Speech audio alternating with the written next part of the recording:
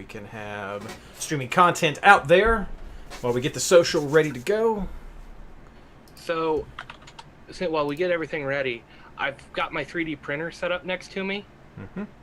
And I have a floor lamp with the magnifying glass that I use for painting. Mm-hmm. But I put it over there to shine on the bed so I can really see the first layer as it goes down.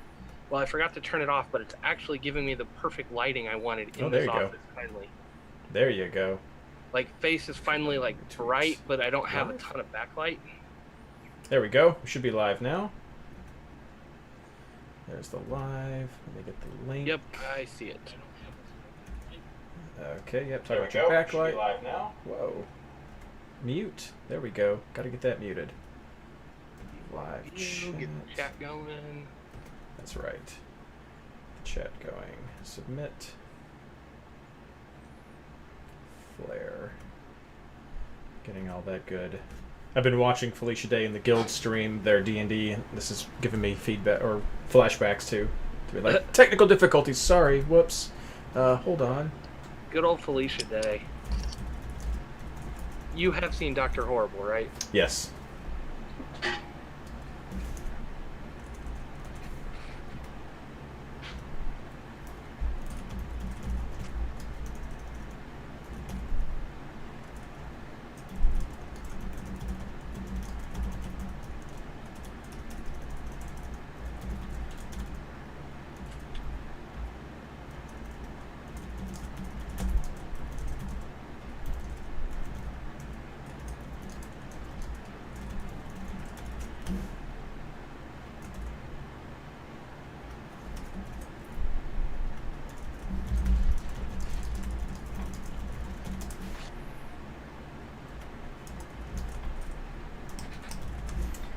Social and Blaine tweeted the social, reddited the social, switching over to my account and retweeting the YouTube link. Awesome. So I've got social. Got the chat right here. There's a couple of us. As you and I are in there right now. We've got it set to live, so that's all the social things. We can... we'll give it just a second to see if anybody else does join us. But if not, we'll move it along. Give me a time to unmute, or to mute my cell phone. And turn off my fan, because it's getting a tad bit chilly. Oh, speaking of fans, I had to get a new case fan ordered the other day because my front 200mm is wibbly wobbly when you turn it on and just chick chick chick. So I ordered a new one. Yeah, not happy. Well, I mean, that's a little bit harsh. I've had the case for like 10, 12 years, so if not longer. So that's a good life, I think, for a 200mm stock that came with it. So yeah, can't complain. Yeah, I've got a 200mm top fan that's coming up on 10 years. Okay. Bearing on that one to go out. Yeah, no doubt. It's fine right now, but just whenever it goes to sleep and then comes back on, it is not happy. All right, you shared the social. I've shared the social, and I think got it on Reddit. We don't need to have the Rate My Team advice thread. It's automatic, so it just pops up there. And I think it's just us right now. We'll see if anybody joins us. If not, that's fine. This will be a podcast anyway. Yeah. All right, are you ready? Yeah, let's go. All right, let's do the intro thing. I think you'll like it. Okay. Hello and welcome to episode 16 of the MLS Fantasy Insider Podcast. This episode is brought to you by MLS Halloween Shop, now featuring Yopstam masks. Warning, masks may differ from each other. Brought to you by MLSFantasyBoss.com and the amazing Patreon supporters of the MLS Fantasy Insider Podcast. I almost said subscribers. You're supporters, not subscribers. I'm Reed Connolly, your host and founder of MLSFantasyBoss.com. And tonight I'm joined by my partner in fantasy, Blaine Riffle, as we continue our discussion of the best MLS 11 XI starting, whatever you want to call it, team of all time, parentheses, modern game era. What's up, Blaine? Hey, I'm good. It's been a good day off for me. Yeah. Happy Memorial Day to those of you who are able to celebrate at this time. I had a great uncle who died in World War II, and so I do always think about him during this time. And so our thoughts and prayers go out to all the families who are remembering loved ones lost during this time, and our thanks to all of those who do put their lives in line and have paid the ultimate price for that. That is the point of this day, and we thank you for that sacrifice that your loved ones have made. Good note to want to make sure we cover, but let's also mention that there's only two of us here because Mike has been able to go back to work, and that's why we've been doing these podcasts, is because we're still in this corona shutdown, but people are starting to get back to work. Life is slowly starting to come back, and that's part of what people have been able to do on this Memorial Day. They've been able to go out and socially distantly celebrate, and so we're so happy that people could do that to recognize these sacrifices. And Mike can't be with us tonight because he's had a work commitment, so that's great for him and his family to be able to do that. But I know for Blaine and myself, we had the day off, so with hope, Blaine, you have used this time productively, as I have, to prepare for this podcast. I did not use it productively to prepare for this podcast. I spent my day with my daughter and my wife and tried to keep peace in the house. Okay, well, I think that is also productive use of your time. But I had most of my list done after the last episode. I just had to fill in a few shifts and stuff.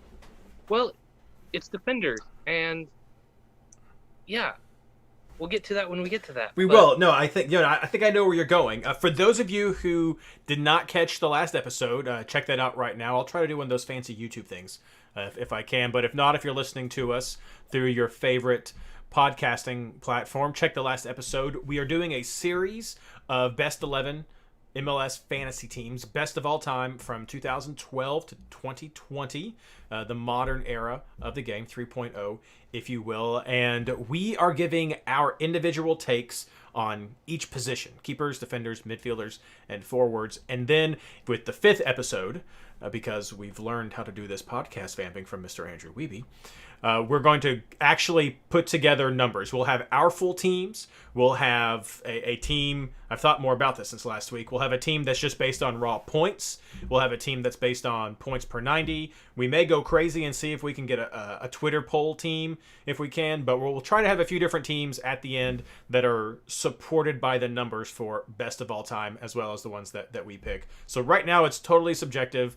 We laid out some of our general rules last week of how we were looking at the teams, and tonight we're talking about defenders. And it may have been easy for you, Blaine, but man, I thought this one was tough when I started going back through the points that I had collected over the years for how players had performed, and thinking about the contributions of individual players to the fantasy universe, and trying to figure out, how do I account for recency bias? How do I account for guys who were injured at times? How do I account for guys who were fortunate enough to get other opportunities in other teams in other countries? This was wild. It was just literally like a shotgun of players through these numbers. So kudos to you for feeling like this was easy. Well, I mean, my first draft included 5 sporting players in the top 5. I mean, just joke with it. There were 5 names that I could throw out there for the top 5 just to see, and that's why it was so easy. No, as I actually started taking an objective look, it got a lot harder. But I don't know. I seeing where some of these players come from and some of the rivalries and some of the teams I absolutely hate. It was a lot. It may have been a lot easier for me because I am so used to certain names popping up, and they're names that really do deserve to be here once I did a little bit more digging. Now, Mike did send me his list of players, so we will have some information from him, but he sent his top 5. The way we did this last week in the same format that we're going to follow tonight is we're going to have an expanded list. So we're going to start with our top 10.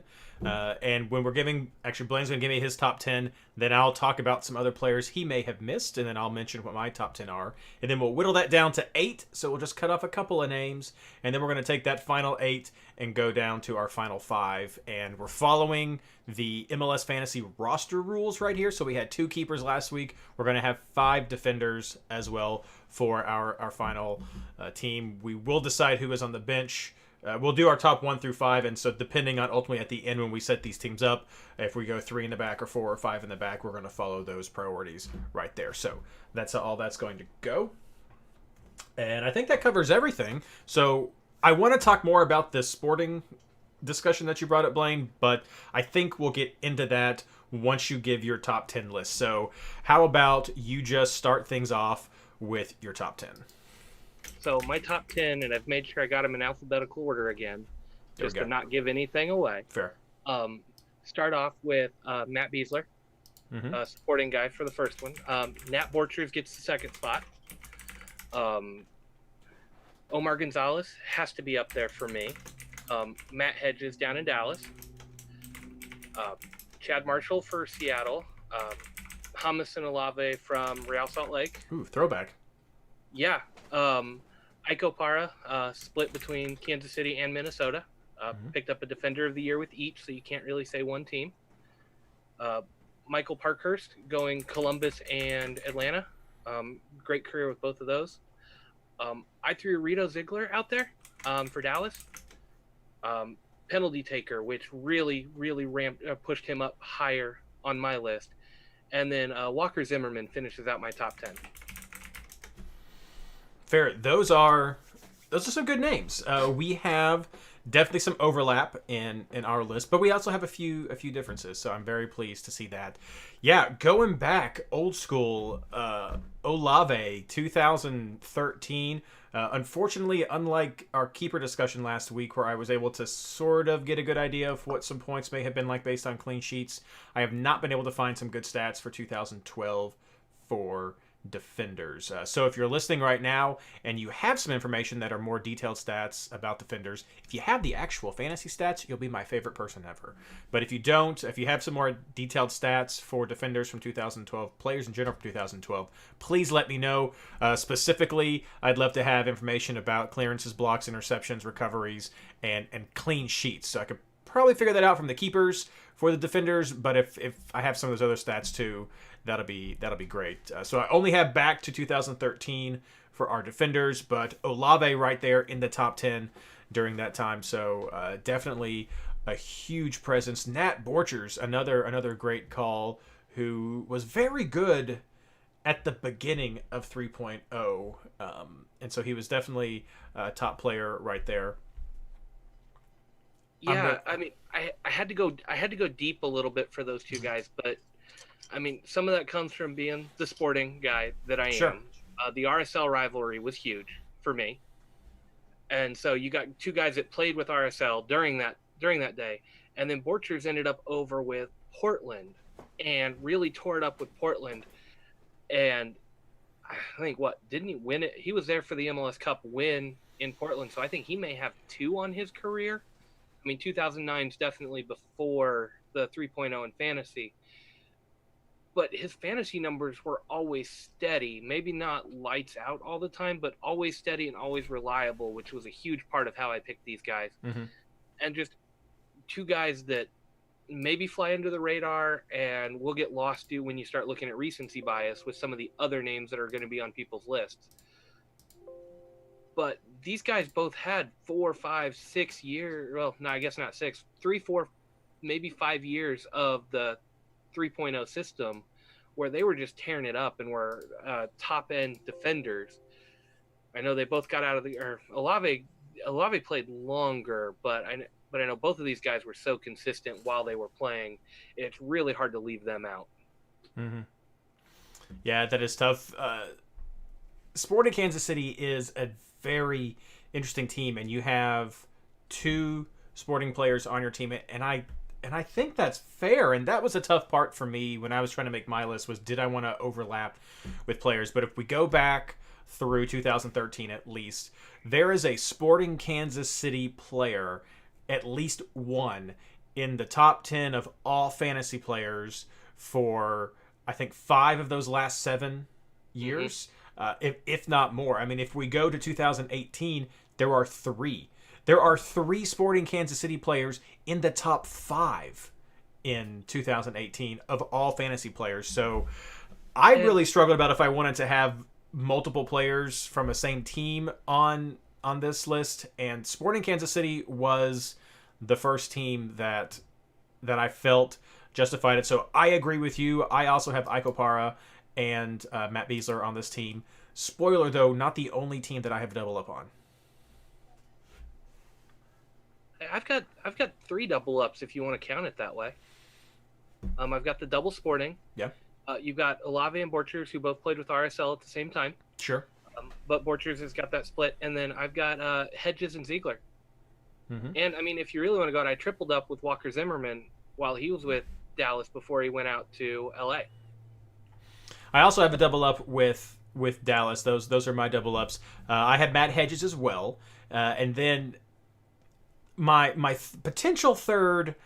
So I have a second Dallas guy on here. I have Ryan Hollingshead, and this was a tough one. You are very center back focused with your picks. I have the majority of my people are also center backs, but I tried to think, especially within the past few years of fantasy, people have been looking at wingbacks.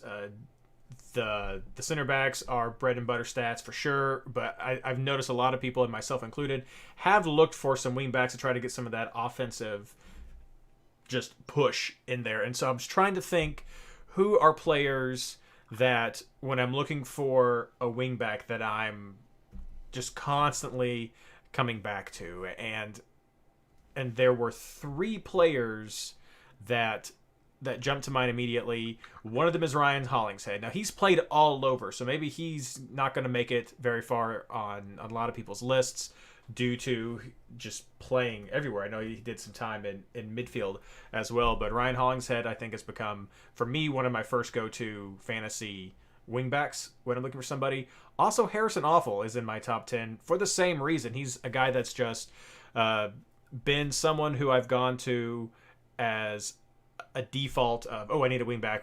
How's Columbus look? What's Awful doing? Now, Awful's also been a top 10 player a couple of seasons. Mm-hmm. That is not something that we can say about Hollingshead, but he's been someone I've consistently gone to. The third one is Betashore, and he did not end up making my top 10. One, because he has never been a top 10 overall fantasy player. He did split some time with teams, but he seems to be more sporadic fantasy-wise, that you can go with Betashore, you're hoping for some good production, but it's not as always consistent, and so maybe not one of your go-tos. I did have Chad Marshall on my team, and I was thinking a lot about his time with Seattle on there, and I struggled for a little bit with Chad Marshall.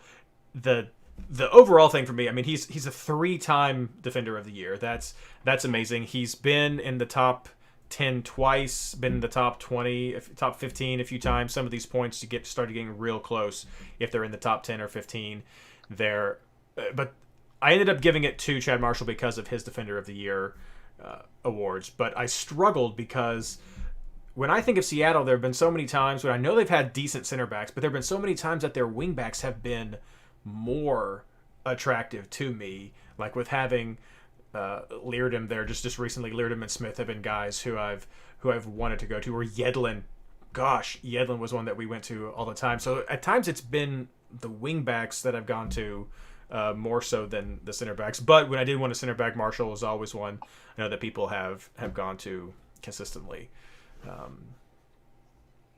let's see here. Going to the rest of my list, I have LGP on here, Gonzales Perez, just because he was a beast with Atlanta, and when we're talking about Atlanta players getting coverage, he was one of the first people you were always looking at on the defensive side, for sure, before getting others. I also have Omar Gonzales, and Omar Gonzales is an early player. First 3 years that I had, 13, 14, 15, he was great. Of course, leaves, now comes back. And we were having a discussion about this a little bit, Blaine. Does that impact you, players who have left and come back and then aren't up to the same caliber? It does a little bit. And that'll definitely be shown in my top 5. Okay.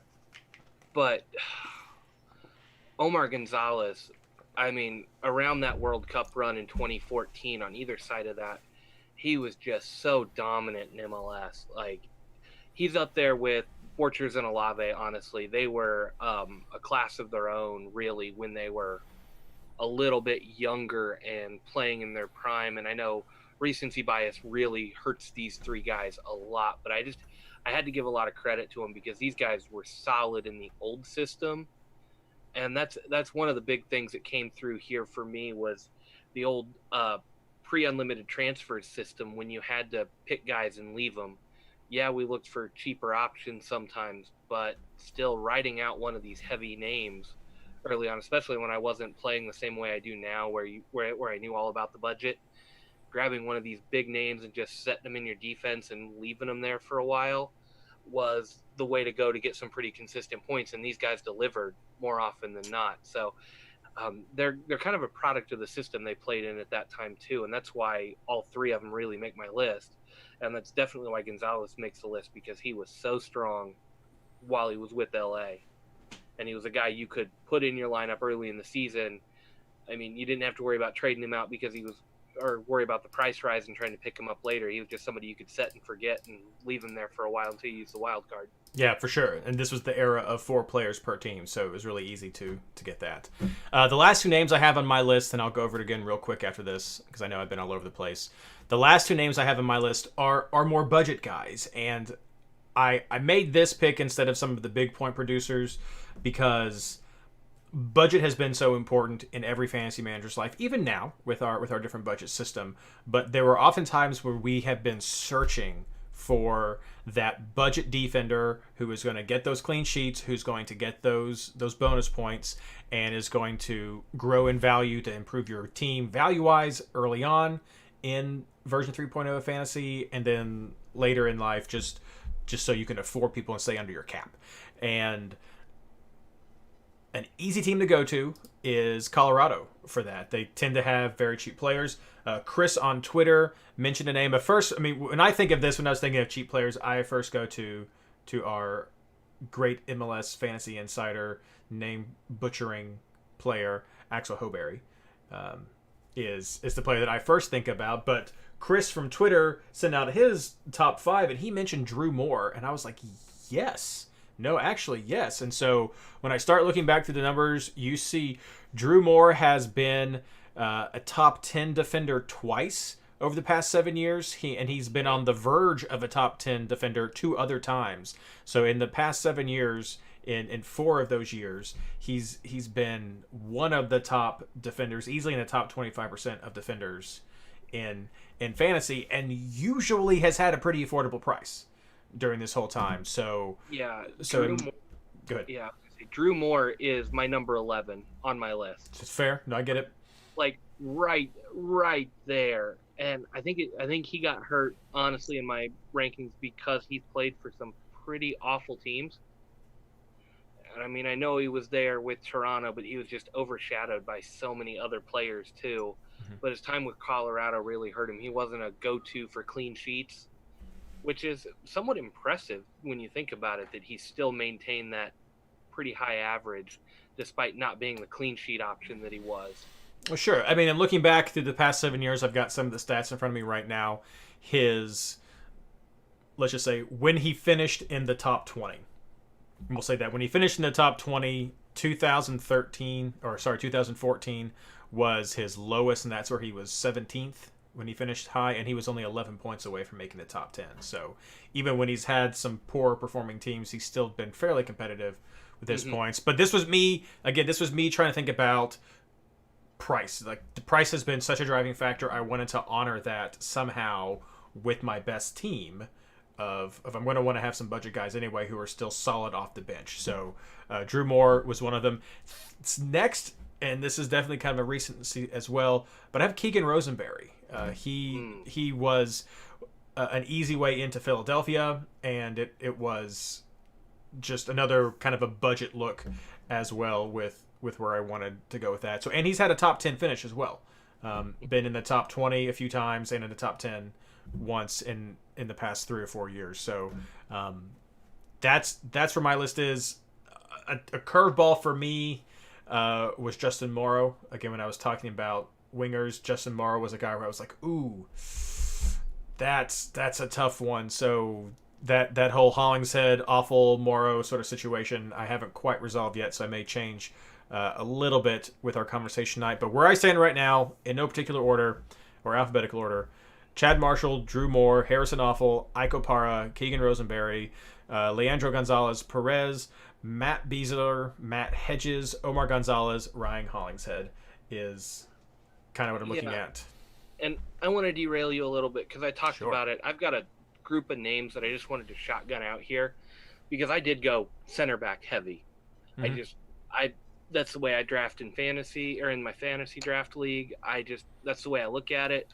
I just tend to lean towards center backs, but that doesn't mean the wing backs should go unnoticed. And so most of them ended up here, just right outside. And that's just because of the consistency issues. Leardom should probably make this list. I don't have him there just because some of it's just, I've seen a little bit of it, but outside of the goals, he hasn't been the same guy, and goals are kind of a flash in the pan for a wing back. Like, he was just so on fire that one year that it was almost unheard of. But like I said, I got Drew Moore in there. My two other Sporting guys show up here in Sinovic and Chance Myers. I mean, Seth Sinovic, Chance Myers, those guys, you want to talk about that strong Sporting defense, both of those guys were as vital to it, and they could easily make it for your wingbacks list if you're doing that. And then I've got Villafaña, Rodney Wallace, Alvis Powell, and Offal all make this list here as well as more wingbacks to come in. I think all of those guys have had their really good moments and just come in. And then just three more names that really we can't leave out because of the dominance they've shown in the league. It's just they didn't quite beat out these other guys, and that's Bobby Boswell, Steve Birnbaum, and Lawrence Simon. Yeah. So no, go ahead. Two teams for Simon, 2 teams for Birnbaum, I think. Boswell, I don't remember where he came from as much, but he's always been a short list on my defenders watch list. Mm-hmm. Just those 3 guys, they've always been overshadowed by other defenders, other center backs. But when you're playing in a draft league, those names pop up a lot higher on your list because they're ones that usually get overlooked when defenders start to go, and you can snag one of these guys a round later and get a lot of value out of somebody that just got overlooked because they're not one of the big names that we always talk about. Yeah, Boswell did really well 13, 14, 15 as well with some of those DC teams. I guess he was Houston / DC transition time right there. Yeah. And then, 2 names that I love from the earlier part of this is Aaron Long and Aurelian Collin. I mean, there's my top 5 of Sporting. You throw Collin in that list, and you've got all of it. But those 2 guys, Collin just became an MLS journeyman after a great run with Kansas City. He went chasing a little bit more money and never really found a spot. I mean, there's no reason he shouldn't have started for the Red Bulls other than he just wasn't playing up to par. And then he goes out to Philadelphia. So many center backs. Yeah. And then he goes out to Philadelphia, and they start like an almost a really, really young back 4. And Collin, as a MLS Cup MVP and a Defender of the Year, cannot break into the starting lineup consistently for Philadelphia. I don't know what happened. And Aaron Long's one of those guys that, had he stayed, he would be in the top 5 easy, but he moved on to Europe as he should have, and just, yeah, you can't put a guy who left that quick into your top 10 because he didn't give you enough fantasy production. Not that he wasn't one of the best, he just didn't give enough production. And the last name I had in that kind of shotgun scatter approach was Tim Parker. I think you're thinking Miazga. Long's still here. Long's Miazga still here. left. Oh. Yeah. Miazga left. Yeah, okay. Right, like I said, Red Bulls, they had all the center backs. Yeah, and then like Tim Parker's the other one that shows up on those lists. But he did it with Vancouver and was actually one of the lone bright spots in really bad Vancouver days. Right. And even when they were good, even when they were good, like good Vancouver was Waston and Parker running the defense. And they weren't good because they were outscoring people. They were good because their defense could shut almost anybody down. Mm-hmm. And Parker took that over to Red Bull, and the team around him fell apart. But he was still a solid performer, so kind of got to go with those. Just some of those names. Like, I didn't want to overlook certain guys, but they just got either bad situations or got beat out by the other guys in my top 10. But I can't not mention some of these names because, I mean, depending on which team you root for, which conference you root for, or just how you shake it, any one of these guys could be top 10. And so I can't sit here and feel right not mentioning a lot of these guys because they honestly probably deserve top 10 if you look at the numbers just a little bit different. But I went more with just personal feeling and the stats I know, and that's how I came up with my 10, but there were so many good names here. Yeah, it's been tough. I mean, you mentioned Boswell. Of course, he helped DC with a lot of some solid defensive production. Never quite a standout, I think, really in the Final Fantasy numbers with production. It was also sort of Boswell or Birnbaum. I think that was the big decision. That's why for me, I didn't have DC in my top 10 because there wasn't really, I need this guy. It was sort of, do I want Birnbaum? Do I want Boswell? Who can I afford? There wasn't necessarily that standout guy that I wanted to get. Let's see, did you mention Parkhurst? I think you mentioned Parkhurst. Yeah, Parkhurst is in my 10. Early on. He was on the fringes for me there mostly it was when he was at Atlanta that I was considering him as a cheaper alternative to LGP. I got him sometimes when he was at Columbus, but it was usually around those times when I might have been looking at like a Villafania, or not Villafania. Shoot, I've lost his name. Wingback up in Columbus, but awful, and you can look that up real quick, Blaine. But some of the other options up there in Columbus was usually what I was looking at. Sometimes Parkhurst. I did have Parkhurst there.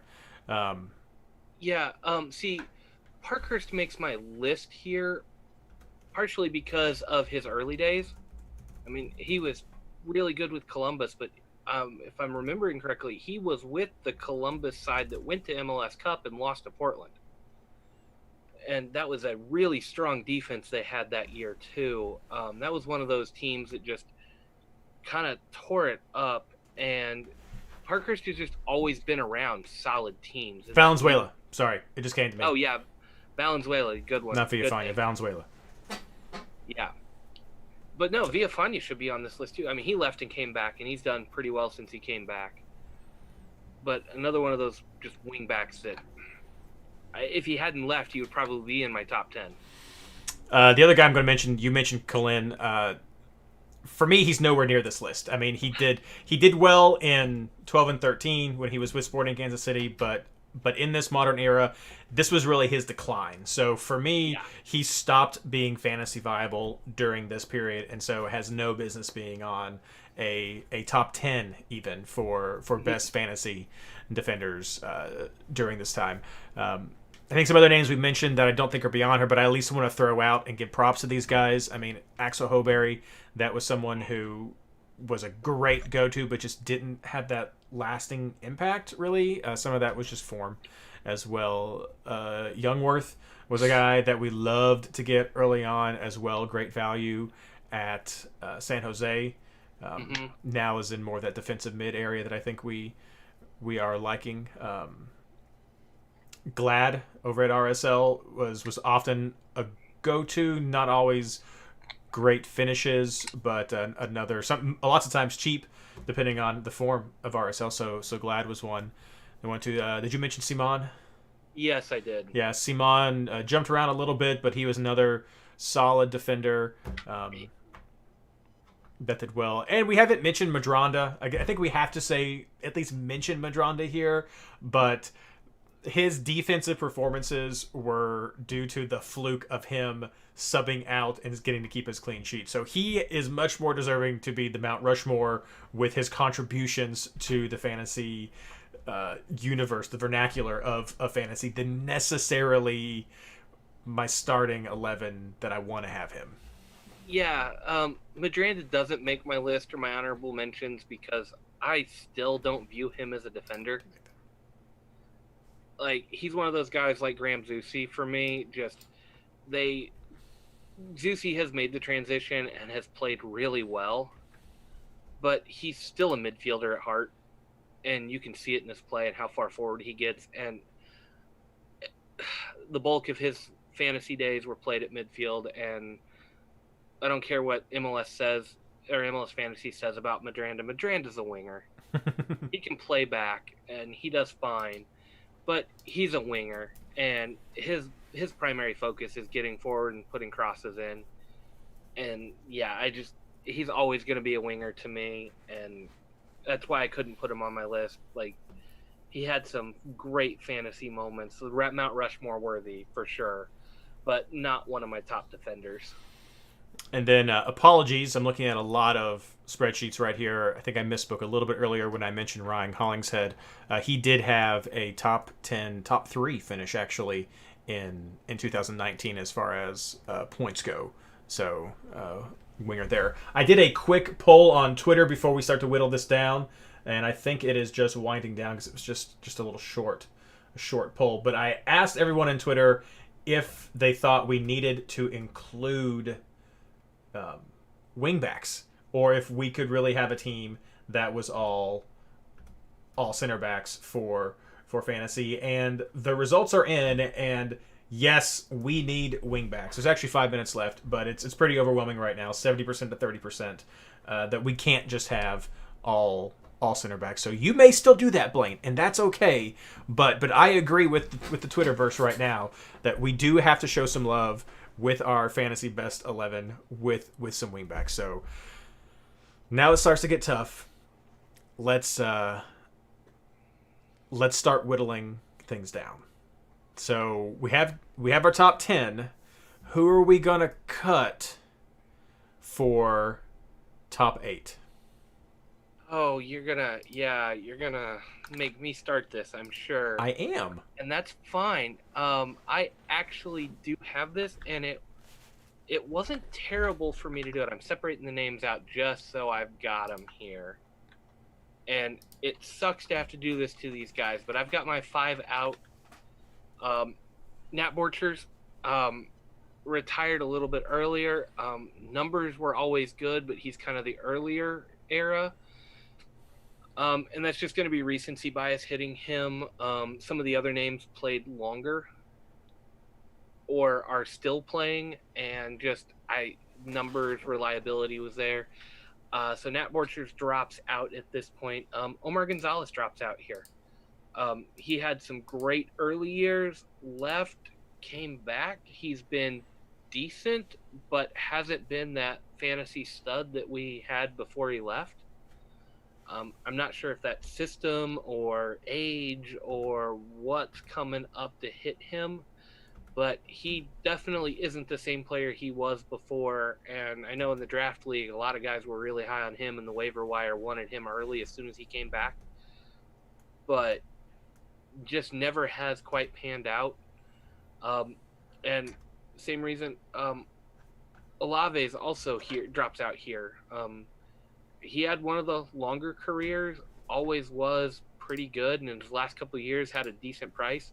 Started rotating a little bit more, but he's been displaced. But at the time when he was still playing, he was the league leader in red cards, which is not a good thing for your fantasy team.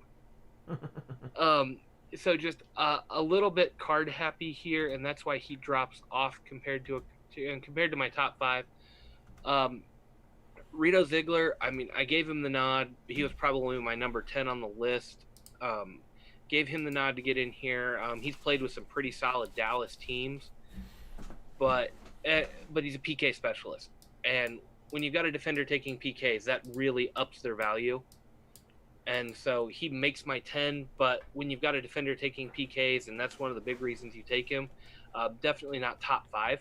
I'll stop you right there because we're just top 8, and you went a I little thought bit ahead of me. top 5. No, we got to do top 8 first. Top 8. So your first 2 that you're cutting off are Borchers and Omar. Oh no, then it's well, I just ruined it. I thought we were going straight to top 5. No, anyway. Top 8. Top 8. Whittling. We're whittling it down. Whittling it down. Blaine forgot the rules, everybody. Yeah, I forgot the rules. So you're 2. You're 2. My 2 would top be 8. Gonzales and Ziggler. Okay, you're keeping Borchers. You're keeping Borchers. Yeah. Oh yeah. Okay. For the same thing. Gonzales, I mean, really strong 3-4 years to start. Left, came back, and hasn't been the same. And then Ziegler's a PK guy. He's decent clean sheets because of his team, but you're really hunting him when you're looking for clean sheets and for PK or for clean sheets, and he's got a decent PK chance.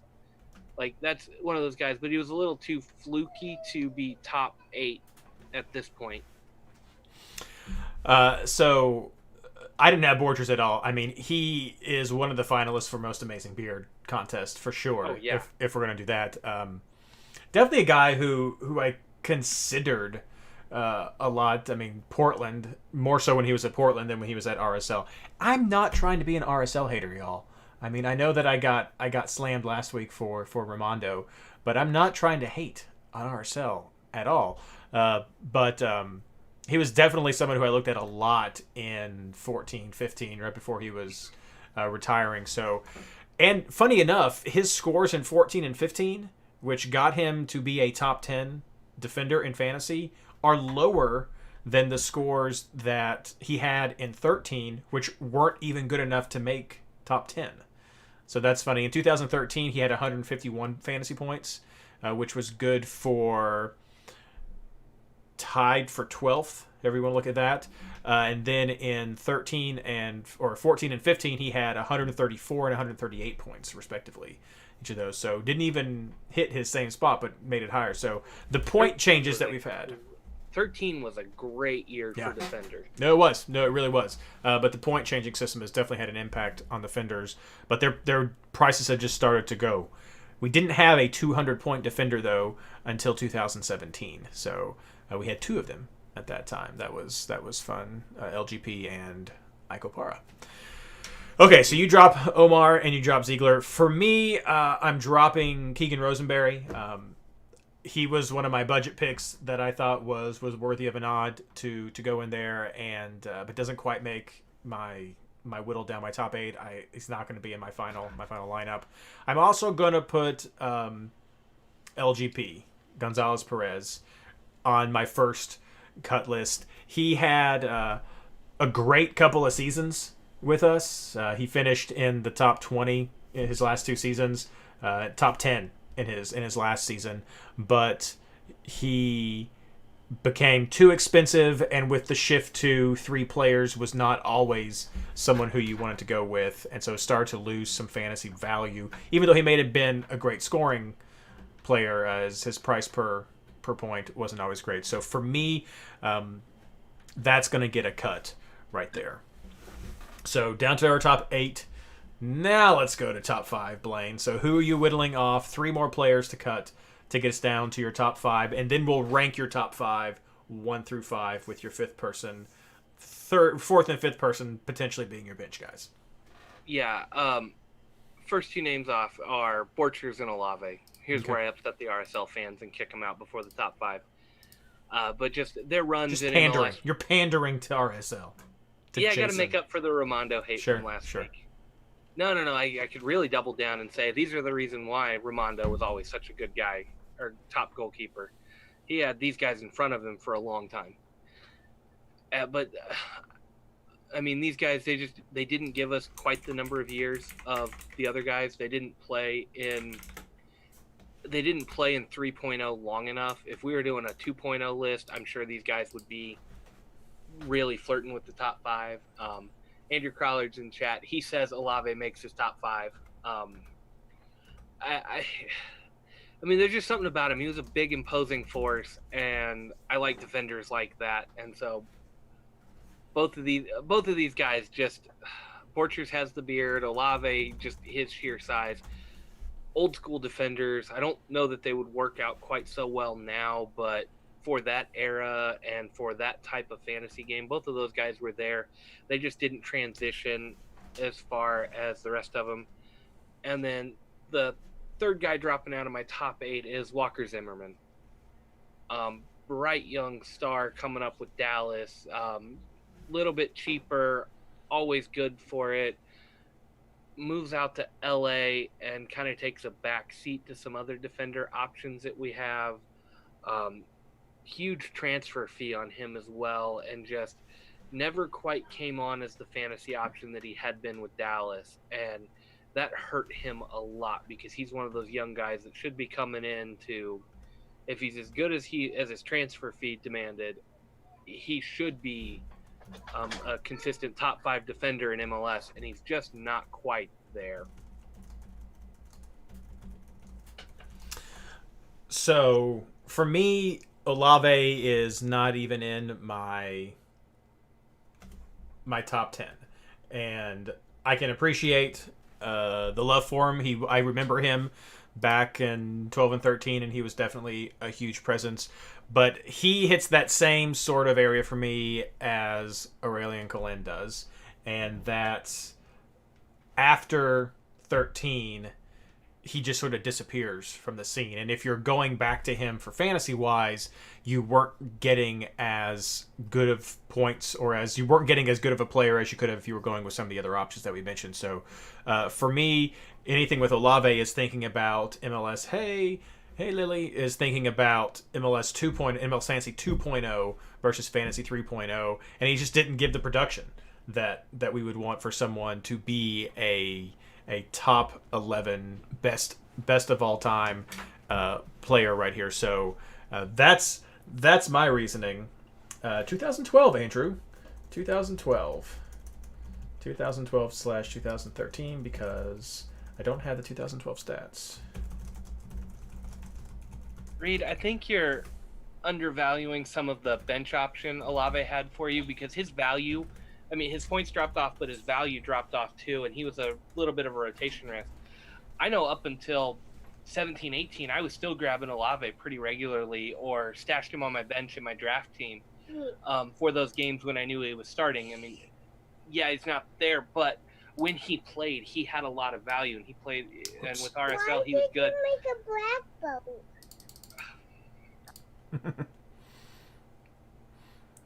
So if you are watching us on YouTube, you're seeing my screen do some fun things, because I'm doing a quick lookup of Olave in 2014, which was when he first dropped off out of the top 10 of fantasy. And so in 2013, Olave was a top 10 fantasy defender, 157 points during that year. In 2014, he was 26th overall. This is the wrong Olave. There were multiple Olaves, and let me make sure I get the right one.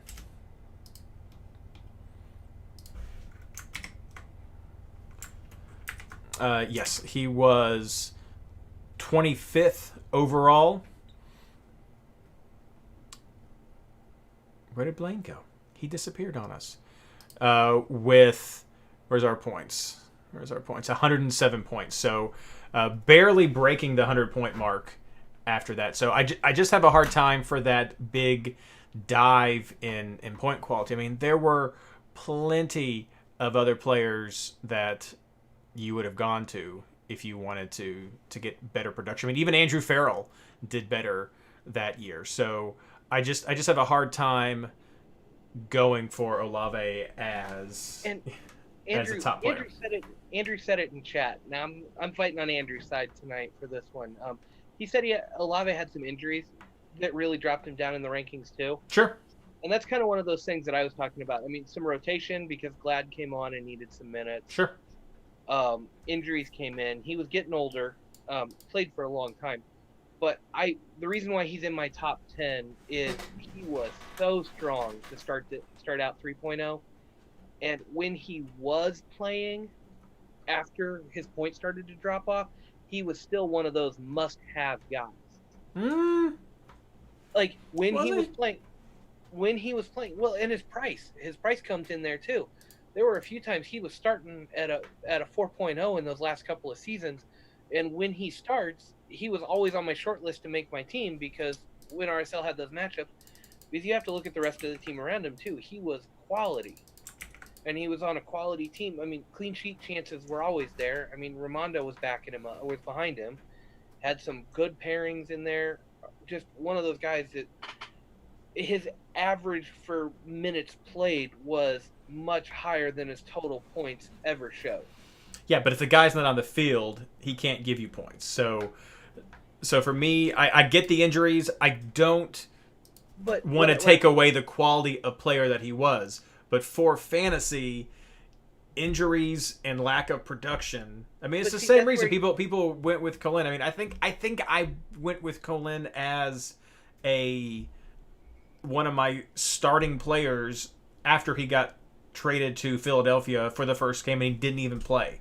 I don't even know if he was in the 18 at that time because of what was going on. So it just, I don't know. I just don't think that a super sub is someone who is worth being in the top 10 when you have so many other guys that remained relevant throughout this era of fantasy.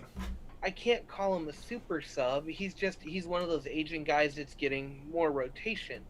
And I'm not saying that the last we saw of Olave would be top 10 worthy, but he started off so strong that even his late production, as sporadic as it was, I mean, you've got a couple of names on there that were kind of the sub roles or the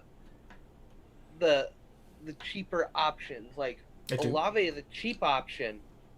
I mean, when he was playing, when you could pick him up for 4.0, 4.5, and knew he was going to start, especially in the way it was going, he was worth having around.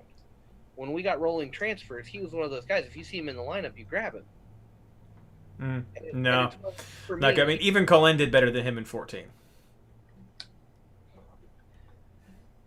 So I get you. I don't discredit the quality of player that he was, but he's just not a guy that I think in 3.0 era of fantasy makes a cut. For me, if you're listening, let me know your opinion on if you think that Olave should be at least a top 10 fantasy player for the 2012 20 and beyond to 2020 to current MLS fantasy era. So maybe when looking back, this is going 2020 may be the break. Maybe it needs to be 12 through 19 because 2020 with our new pricing system and budget system, maybe this is fantasy 4.0, but we're not even really thinking about 20 right now. There's so few games. Okay, so I think I cut you off. You got Olave, Ziegler, and you had one more that you're going to cut to get your top 8. Borchers and Olave come out here, and then Walker Zimmerman gets kicked out in the top 5. The top 5 here. Okay.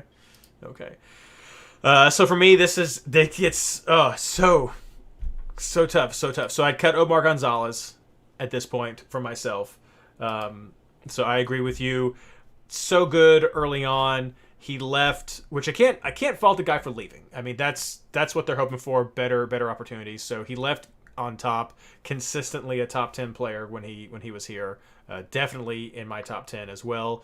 But since he came back with Toronto, I don't think he's had the impact that players have looked for. So I cut him at this point, Omar Gonzales. And this is the tough one.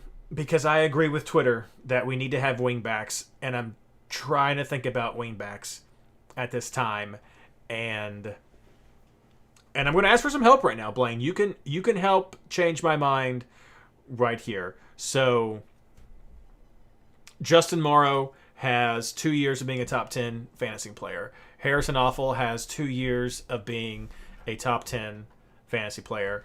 But then you have Ryan Hollingshead, who is a current top 10 fantasy player, and into 2020 is again a wingback that people are continuing to go to for his production and just for that offensive threat, as well as the benefits of defenders. So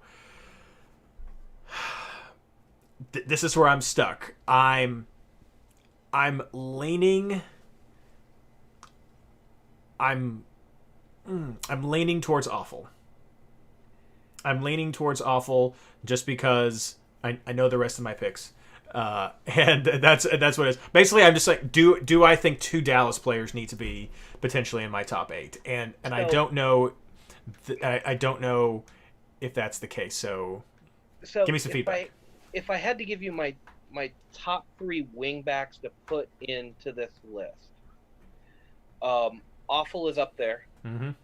Just so dominant. He had that one. Last year he was injured for most of it. Had that one really rough year. Little bit smaller sample size. Hasn't been in MLS quite as long. Another guy, sample size chopped up in the middle. Jorge Villafana with Portland. I mean, definitely got to be up there. Like when he's playing at his potential, he's just lights out, one of the better wingbacks, especially for fantasy. And he's also played on one of those teams where he's picking up secondary assists. And then it's a homer call, but Sestanovic has to be up there. Been part of one of the best defenses in MLS for so long. Maybe not your overall points getter all the time, but just so consistent for so long. He would make my top 3 wingbacks in this, just because he's been there for so long. No. I would not give it to Snow. I mean, I think you're going to be talking about Morrow and Betashore easily before we talk about Sestanovic. I mean, you might even throw Zusi in there before you talk about Sestanovic as far as the fantasy wingback you want to go for. I said it last week. Consistency and reliability were huge on my list. And so I'm sticking with that. And I know Andrew's saying if I pick Sinovic over Madranda, but again, I just don't see Madranda as that defender. Consistency and longevity for Sinovic has been a huge thing, and that's been a huge thing for me. But those would be my top 3. But you're throwing that one out there. Villafana and Awful would be my top 2 for sure. Okay, if you're looking at them. Okay, you can do that. Awful's on your list, so I think that gives you your answer. No, he is. No, and I am going to go with Awful because, again, I went back to this before. When I'm thinking of Dallas, there's one name that comes to mind immediately. When I'm thinking of Columbus, they have some good options now for sure, but there is one name that I immediately go to when I'm thinking about Dallas or Columbus for who I'm first going to look at, and it is Harrison Awful. So I'm going to keep Awful, and I'm going to cut Ryan Hollingshead at this point. Though I must say, Ryan Hollingshead is always a wingback that I'm very much considering when the weeks are presenting themselves. And if we were doing this on a young guys or best in the game now, Hollingshead top 3 for sure. If you're talking about right now, the sample size there is just small enough that I couldn't give him the nod over a couple of guys that were a little more proven, a little more long term. But no, I absolutely agree that Hollingshead could be in this conversation. Right. And we've also had other there's Cannon that gets thrown into the mix at times. So I mean there is some blurring right there with wingbacks for Dallas. Andrew's throwing out Madranda as well. So we have him right there. But that's who I'm going to cut. And then the last one that I'm going to cut. And this one's hard. I tell you all, I've got this spreadsheet. You may have just saw a quick glimpse of it. I got a bunch of colors trying to track guys. I'm thinking about price values. I'm thinking about points productions. And it's like a scattergun. There have been so many defenders who have done so well over the years. Just up and down, up and down. And so this one was tough, and it is no reflection on his quality as a player. Let me illustrate that enough. But number 6 on my list, so the last one I'm cutting when we're getting down to our top 5s right here, is Chad Marshall. I am cutting Chad Marshall. He has had a lot of solid seasons, great production, but like I was saying, oftentimes when I was thinking of Seattle, I was looking at some wingbacks, trying to get some of that offense. Or they're just their offensive in offense in general. And we may hear something from Andrew being a Sounders fan on this one, but I am cutting Chad Marshall from my top 5. I keep looking over, waiting for Andrew to start with fantasy, and that's because I feel like I need to have a wingback, and I feel like I need to have a player who has been easier on the budget over the years, right there. And Marshall's not on his radar, so I think I'm making an okay call right here. So here's where we're at, top 5 in no particular order for either of us. Right now, I stand with Drew Moore, Harrison Awful, Ike Opara, Matt Besler, and Matt Hedges.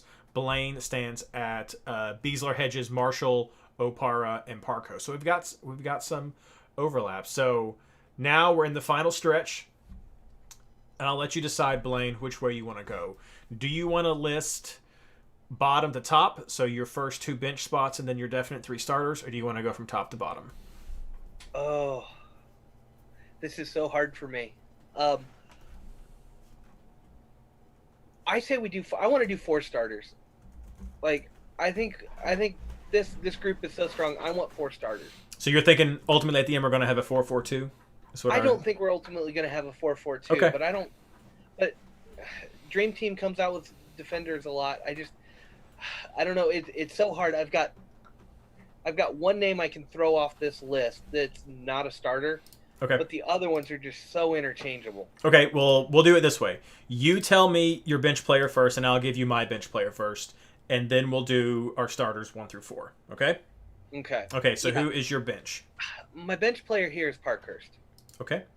Love the production, love the consistency. Started getting a little bit of rotation there at the end with Atlanta. You could see his days were numbered. But when he was playing with Atlanta, really good option to have in there, especially as his price started to drop, because he wasn't playing all the time. He didn't get the huge budget increase, and so he stayed viable a lot longer in the season than some of his counterparts like LGP. Okay. And so just not quite there. If we were doing closer to 2010 on, maybe he'd be in there, but I can't keep him around. Like he'd be the easy one to drop off. Okay, for me, like I said at the beginning, I felt it was important to have a player who is more value represented on the team, because that has been important in fantasy throughout its history. And for me, my bench player spot goes to Drew Moore, because he has been, even as a more value player, he has been consistently in the top 10 to 15 players. 10 to, I guess he had that 117 year, top 20 players for the past several years. So Drew Moore is my bench spot. And then I do have Mike's top 5 here. Mike went slightly different. His number 5 spot goes to 4.0 scrub. He doesn't even care who it is, just anybody who was 4.0, just cheap. Mike was totally looking at value, a little bit different than I was. So Mike gives his number 5 spot to 4.0 scrub. I give it to Drew Moore, and Blaine gives it to Parkhurst. All right. Moving on to moving on to our top 4. Blaine, from 1 to 4, who is your top defender for the best fantasy 11 of all time in the modern era? Top defender goes to Ike Opara. I mean, just lights out player. I think Colin left in 14, which gave Opara the starting spot. So he really only missed 1 year in this era. If we do 13, 2 years if we counted at 12. In that first year of a guy getting 200 points on defense, he was part of that. He was one of the two that broke the 200 points Mm-hmm. mark. He's done it with 2 teams. Been consistent. Really elevates the play of everybody around him, which increases his clean sheet opportunities. Plus, he's a monster in the air and scores goals. Really is one of those complete fantasy players for this game. Clean sheet chances, bonus point chances, the occasional goal, and been doing it at this level for so long. He can't not be number 1 in my mind. So for me, this was tough. This was real tough for me. And my number 1 goes to Matt Hedges. And the reason for this is because no other player in the modern era, and again, I have 13 through 19, I don't have 12, but no other player, defensive player in the modern era, has been able to stay a top 20 defender every year from 2012 to 2019, except for Matt Hedges. His lowest finished was 20, and that was in 2017. After that, it was 12 in 2016, and then every other year he has been a top 10 fantasy defender, and that was a tough pill to swallow with someone like Ike Opara right there, 2-time Defender of the Year. Ike Opara finished above Matt Hedges every year when they were both in the top 20. So, and I know he's had some injuries as well, but no other player has been as consistently good at producing fantasy points than Matt Hedges, and so for me, that gives him the number 1 spot. All right, number 2, Blaine. Oh, sorry, Mike. Mike just gave me 4 names, so I don't know if these are necessarily his order 1 through 3, 4. So we'll just do Mike's all at the end. So forget Mike. Blaine, you're number 2. Yeah, and you summed it up great for my number 2, Matt Hedges.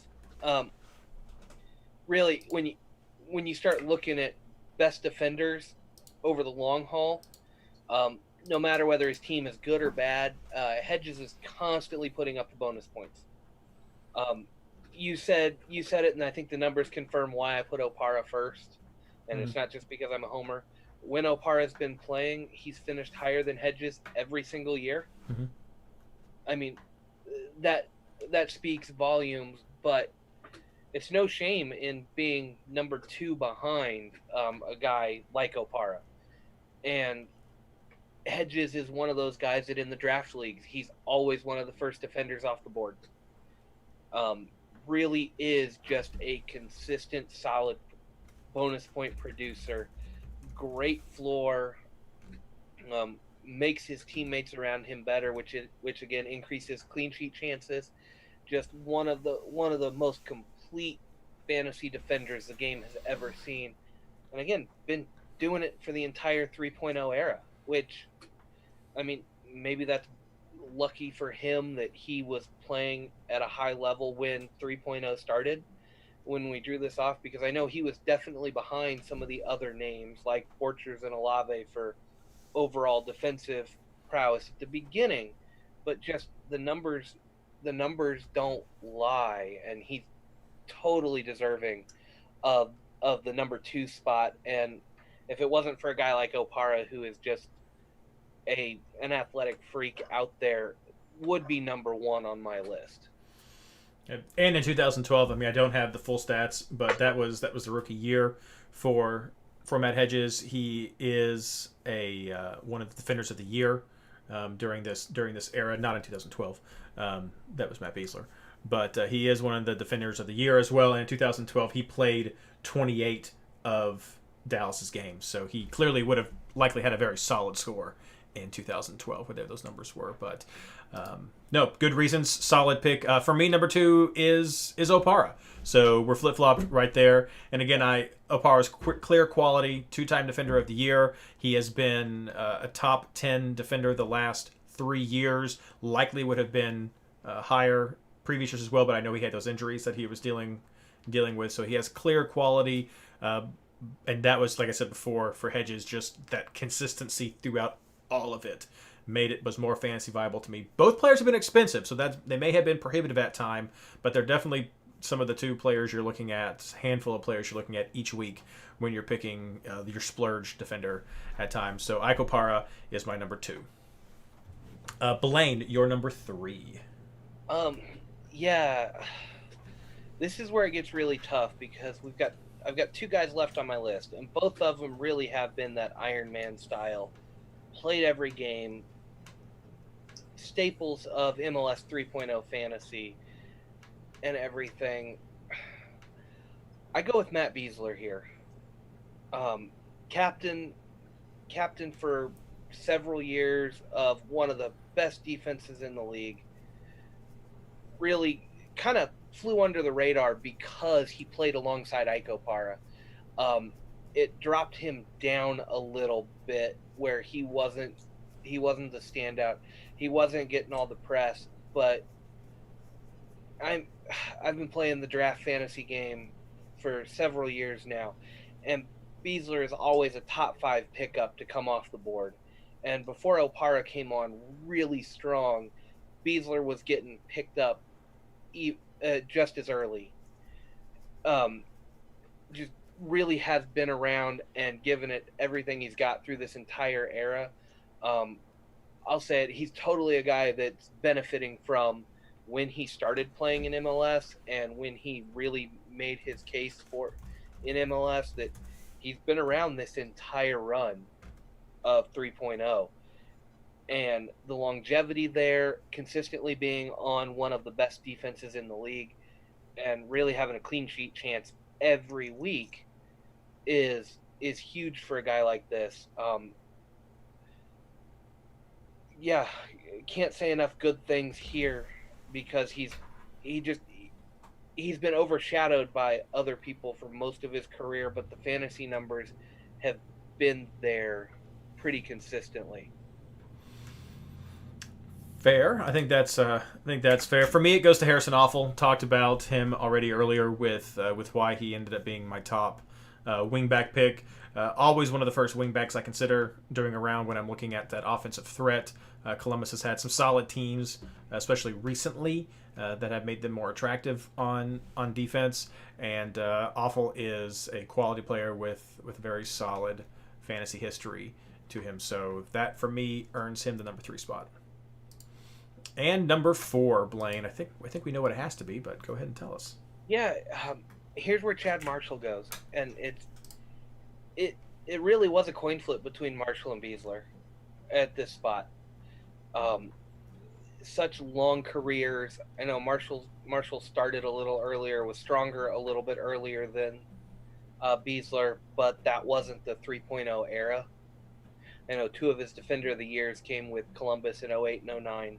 Which is definitely before the Fantasy 3.0. If we're looking at overall fantasy game, I think Marshall might have to be your number 1 overall. But he still gave us a lot with Seattle. And we talked up Fry in the goalkeepers section.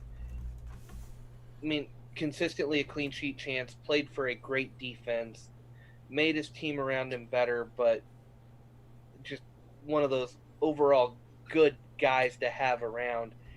And I believe in my season that I really tore up the draft league and maybe won the tournament at the end, I had both Besler and Marshall on my team, if I'm remembering correctly, as my center back pairing. Like, these 2 guys have just been in and out of my draft team so many times. Like, I've tried to keep these guys around. I've got a lot of sentimental value for the 2 of them, and it really was a coin flip. And I think the only deciding factor was that Marshall retired and Besler hasn't yet, was what separated these 2. But what he's done with Seattle has been huge and consistently on the short list. Anytime Seattle's got a good matchup, Marshall has been on the short list to make my roster because he's just been that consistent for so long. And for me, it is Matt Besler is number 4 for me. My only one left as well. A lot of the same reasons you mentioned, but also I think Sporting Kansas City is the only team that is worthy to have 2 spots in the top 5 for fantasy. I mean, going back in time, they've had so many players in the top 10 just through the past 7 years that we're looking at here, 8 years that we're looking at here, 7 with stats. I mean, in 2017, 3 of the players were from Sporting Kansas City. Zusi up top, Besler, and Opara. The only year that Besler was over Opara also. And then you have Besler and Opara in 16. And then you have Besler in, let's see here, 15 right there. And then, I mean, you've also had, not always been in top 10s, but you've often also had Colin or Sinovic right there in the top 20. So there's Sporting Kansas City has just been so dominant in having solid defensive teams throughout this whole era of fantasy that you were almost always considering someone from Sporting Kansas City. And if it wasn't going to be Opara, it was often going to be Besler. If not going to be both, if you were trying to double up, that was definitely a viable option. I know a lot of people might be talking about Zusi, again, with the wingbacks. And he was, I think, often a very popular wingback pick, maybe some people's number one go-to. A lot of Zusi's success that we're going to, I think he's more of a midfielder, that we're going to be talking about him next week as far as where he actually maybe is fantasy-wise in this era. I don't know. I'll lean on you next week, Blaine, to lead that discussion. But for me, Matt Besler is a very solid defensive option that people can look at.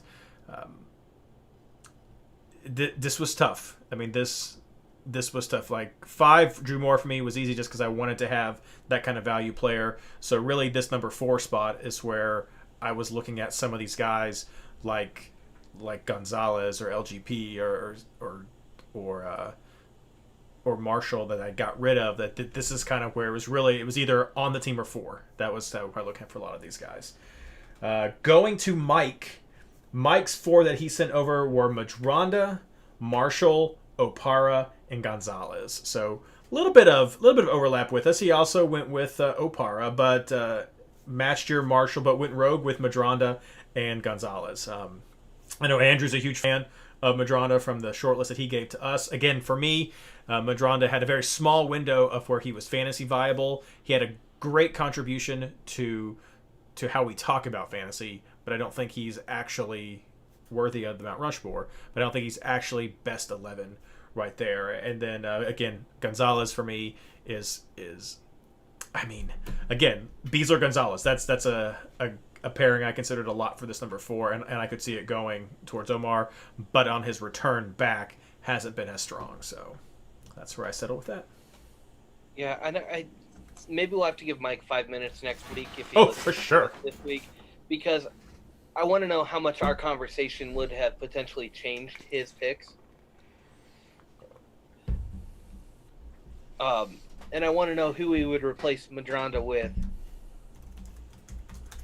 if we could get him to agree that, you know, he was a flash in the pan. He was a brilliant value option for that short window and totally worthy of some recognition for what he did for the game, but just not overall one of those players that should be around long term.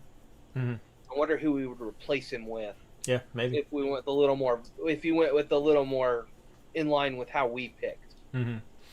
And this was so tough because, I mean, depending on how things go, I mean, I could see like a Segura easily being a top fantasy top 5 player that I'd want to have in a list, but he's still new to the league, so there's lots of guys. I mean, it's been a huge throwback looking at these names going back in time, but that's where we stand. Go ahead.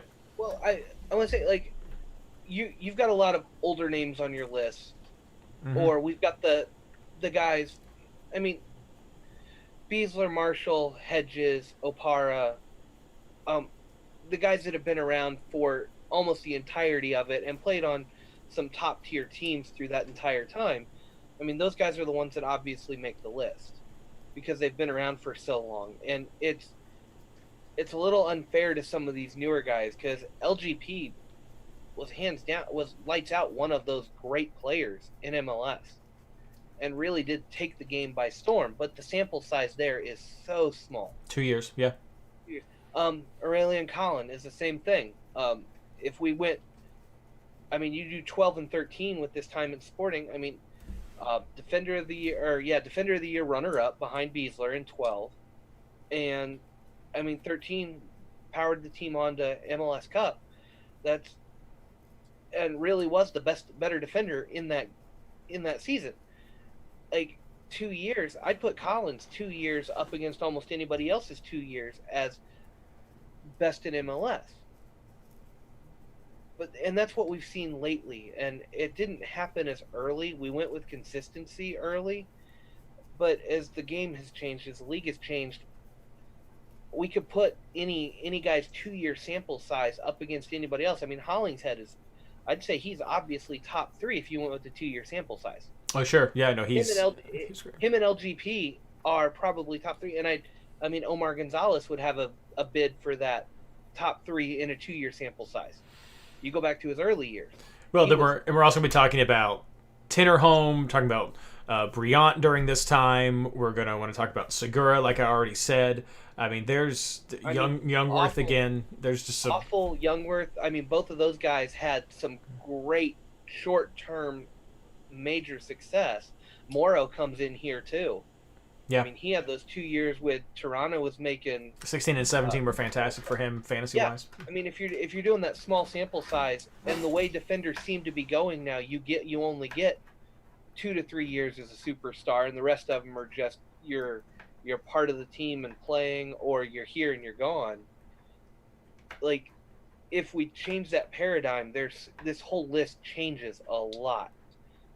Because in 2 years, my top 5 are, I mean, Opara and Hedges are definitely in that conversation for 2-year sample size as well. Yeah. But, I mean, Marshall and Besler probably both drop off in favor of some of these other guys if we look at a 2-year sample size. And your wingbacks get a whole lot stronger. I mean, Yedlin would be in that list. Villafaña's had those years. You've got a lot of wingbacks who are only here for a short time, or it's just a position where you want young, fresh legs, and the wingbacks don't last as long in that position playing at that top level. Mm-hmm. Yeah, it's tough. I mean, that's the toughest thing for everybody listening who may be raging right now. The toughest thing with Fantasy 11s versus, I think, the real teams that the ETR guys have been doing is you've got to try to find that separation of the player side and the value the player has for the team or your team or whatever. So there's the player value, there's the raw point production fantasy value, but then there's also their contributions to just the fantasy community that we've seen with Dare to Opara and the Madronda and things like that. So it's tough to take all that, to distill it down, because there are players that are important to us fantasy wise, maybe not because of their production, but what they mean to the game. I mean, again with Quincy Amarikwa, what he did for the game with that. So that's another situation. So, but it's tough. That's where we ended up settling on. Blaine's top 5: Opara, Hedges, Besler, Marshall, Parkhurst. Michael's top 5: Madronda, Marshall, Opara, Gonzales, and a 4.0 scrub. And then my top 5: Matt Hedges, Ike Opara, Harrison Awful, Matt Besler, and Drew Moore. So that's where we sit. Let us know what you think. Send us a message on Twitter or post on YouTube, anything you'd like to do that way. Just let us know what you think. We'll be covering midfielders next week, which I can only imagine will be equally as interesting, maybe as argumentative, and I think we will finally give Valeri his due during this time coming up next week. So, Blaine, final comments. Yes, everybody listening and that's watched, go shame Mike for not having Matt Hedges in the top 5. The math is not on his side, and make sure he knows it. I love Mike's take on it, and I love the value option, and that I know that's 100% him and how he plays fantasy. But he can't overlook Matt Hedges in favor of Omar Gonzales on this point. So go shame him on that one. Reed and I have Hedges and Opara as 1 and 2, just flip-flopped. There is no way Mike can't have Hedges in the top 5. If Reed and I are in that tight of agreement on those two guys, yeah, go shame Mike. Mike needs it. He's not here tonight, so he definitely deserves it. And maybe it'll get him to listen to the podcast. He's working on law stuff. Who knows? Yeah, so thank you everybody for listening. Again, as we're continuing to get back to work, please be healthy at work when you are going back. Be healthy at home when you're at home. If you are off of work, please be safe there. And I hope that this podcast can help with just your mental well-being during this time. So thank you so much for joining us, and good luck.